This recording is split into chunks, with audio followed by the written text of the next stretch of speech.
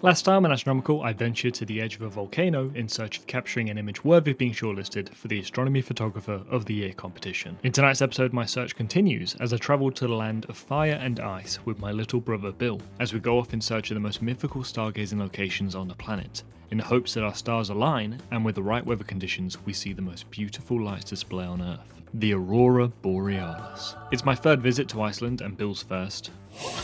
My last two resulted in wasted Northern Lights tours, and as of yet, I'm still yet to see them with my own naked eye. But now, on this 8-day-long adventure, my fortunes are certain to change. We rented the same car that me and Izzy rented in the last episode to go up the volcano. However, these are very different terrains. Regardless, we braced the icy roads and well below freezing temperatures as we drove for 3 hours until we reached our first destination of the trip, Skogafoss.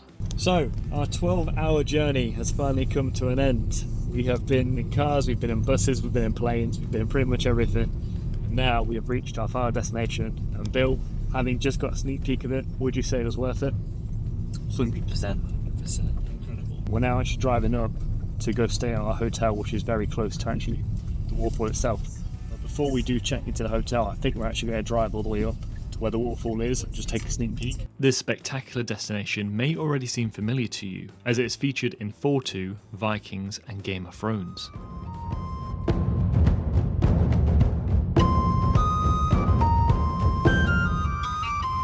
So at the moment, where are you thinking would be a good spot to film tonight, video wise? The only problem is if we're trying to do it, it's very watery and wet, so you have to do it all the way back there if you don't want anything to get damaged. That's a good point. So at the moment we are still getting wet, aren't we? Even now, I hold my phone up for a second and you can feel it like. Oh yeah, you can brush this all off me, obviously it's not rained all day. Yeah. I'm not losing my mind. Everywhere. Yeah. So we're in the splashback zone, essentially, because of the strong winds that are blowing all this water further towards us. I think we're going to go over here. That'll be a good spot to film. And then the view will be a wide shot of this.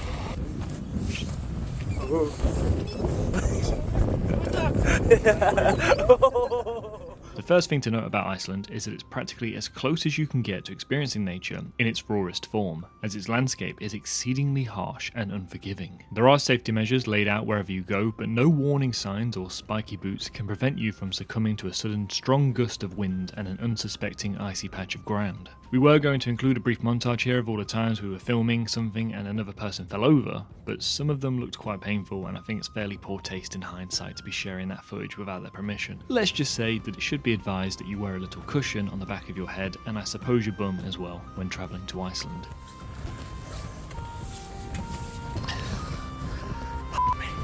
Just dying, worth it. We've been travelling since 3:30 in the morning, and by this point we are of course running mostly on adrenaline, which is good because we're going to need it as our first night here is unexpectedly clear. I've been to Iceland before in January and handled the temperature just fine. This, however, is February and the weather has taken a turn for the far worse. This was our forecast for the next few days, which is certainly cold enough to make you question whether or not this is really worth it. It's been one of my goals for a few years now to shoot a scene at Skogafoss beneath the Milky Way and Aurora, with the backdrop of the waterfall being a northerly distraction. It's perfect for the shot that I'm going for. During this trip, I'm hoping to capture 2 entries, each of which will likely be viable to submit into the People in Space, Skyscapes, and the Aurora categories. I'll decide which one is which when the trip is concluded, and ultimately on whether or not I even manage to capture the elusive Aurora. Okay, first night. Let's do this. Okay, so we are now wrapped up, nice and warm, ready to go out. We've got a Hubba Bubba to help keep our mouths moving and keep us warm. We didn't actually buy it specifically for that reason, we just like the taste of it. We know it's very cold because we've just gone out to go have dinner at the restaurant just around the corner and it was absolutely freezing out there. So we've travelled all this way to get this image. This is the one we want. We got clear skies, doesn't matter how cold it is, we're going to get that photo. I'm going to turn the batteries on now in everything that I'm wearing, the gilet, the gloves, so that we can be ready to go.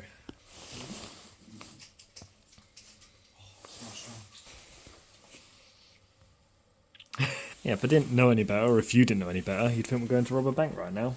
Or head down a mine. Alright, let's get it. Say again? You coming with me? Yeah.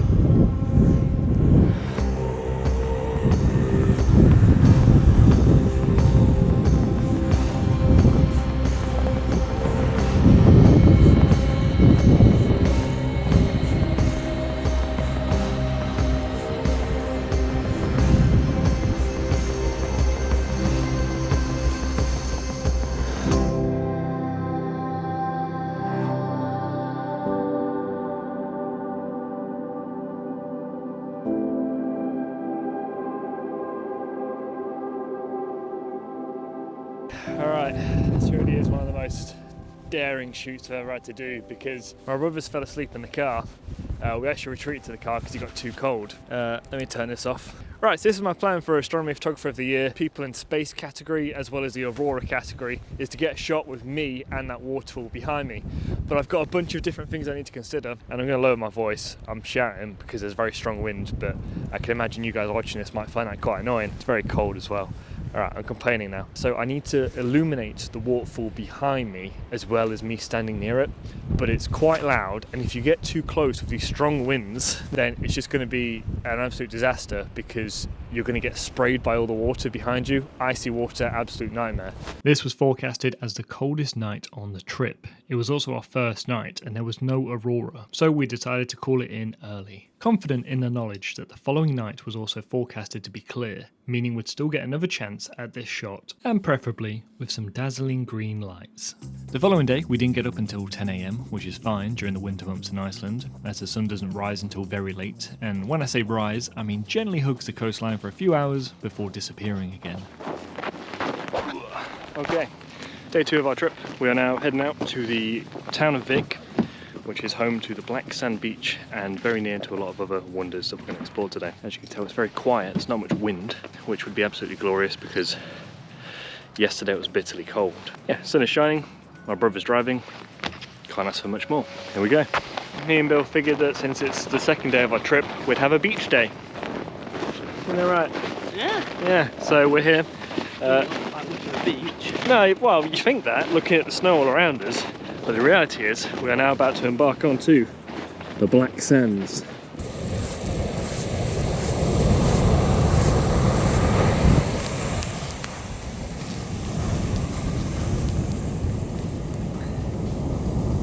What? Which way do you want to go now? I mean, there's not much more we can walk that way. We can watch those massive mountains. Well, there. Yeah, all the way down there. But you know what? Furthest one away, Yeah. that's where the glacier lagoon is. You know when I point at shit and I say, you see that one? I You say, see, yeah. you've seen You're not it. even looking at it. I was looking. Can you stop crying? You're just for a damn imagining second? it. You're embarrassing there. See you scoring through TikTok. Oh yeah. Oh no, look at a video of this. It's so damn beautiful. When the views are just that good. Start crying. We spent the day on the beach, but as opposed to the golden sands of my last destination, Tenerife, now we are greeted with black sand, which still doesn't stop Bill from having fun.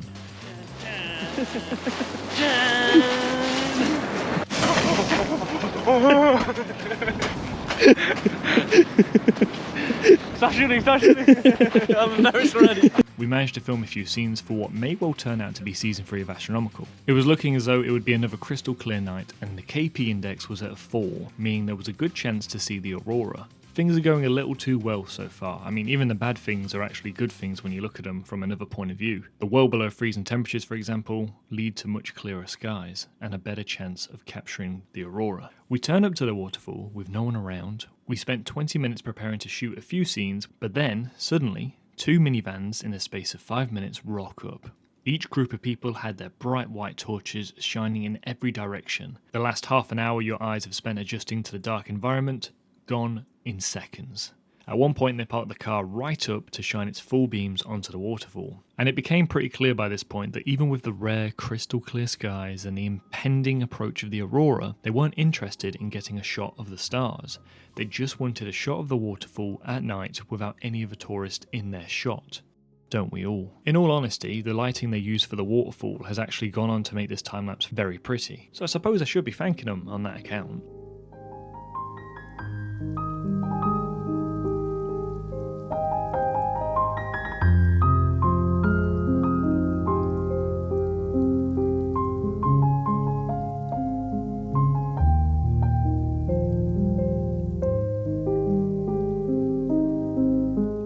The whole experience of being at this colossal waterfall amidst the crashing sounds of gallons of water a second and the roaring icy daggers caused by the instantly frozen spray of the fallen water is quite a daunting feeling.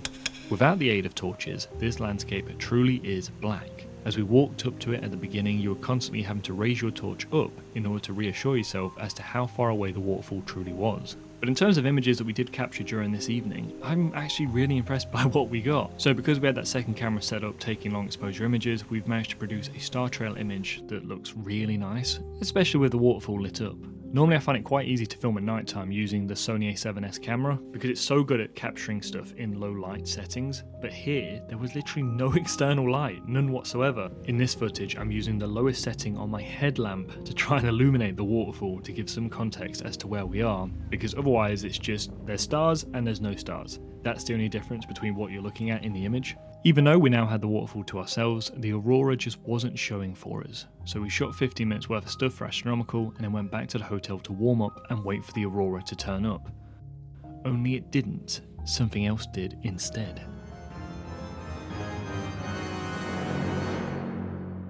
Frozen, battered and defeated by the icy winds and sudden emergence of the clouds, we head back to our hotel and decided to warm up with a cup of wiener melange. How's it taste? Oh. It's gonna ruin your day.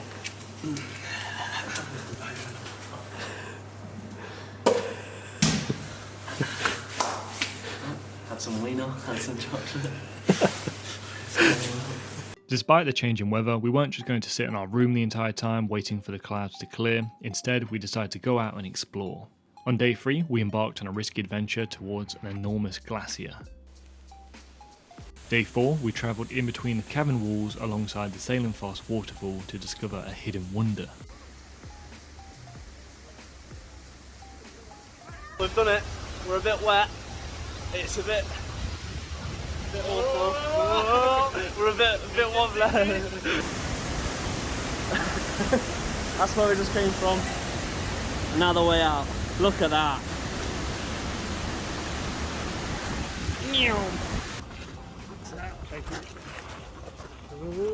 Day 5, we explored a discarded plane wreckage and asked the question, what to do when you crash land on an alien's planet? It's never a good sign when an alien lands on the surface of our planet, except for in one instance, E.T. After which we drove for a couple of hours until we reached the geyser. Right, geezer. And thank the Nordic gods, we had clear skies with just 2 nights left.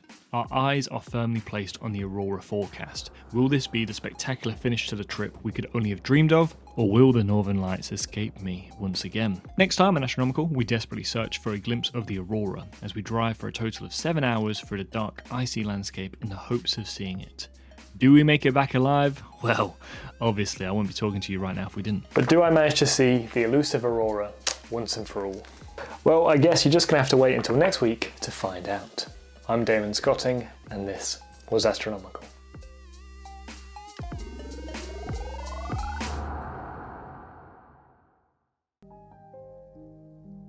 Whoop.